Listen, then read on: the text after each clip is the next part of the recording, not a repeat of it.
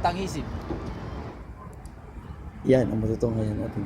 Yan ang tutunghayan natin ngayon. Meron tayong mga bagay na hindi nakikita.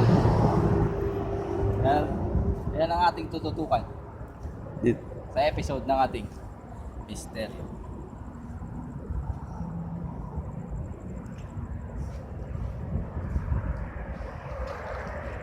Merong mga katang-isip na hindi may paliwanag.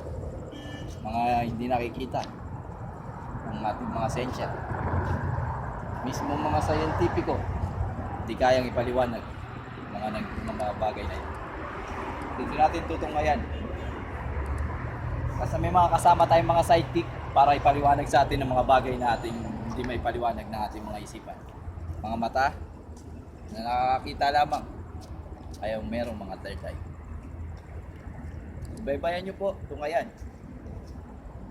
Hanggang sa susunod nating pagkikita ang episode na ito. Maging mapagmasid, mapagmatyak sa ating mga kababalagan. Ito ang misteryo.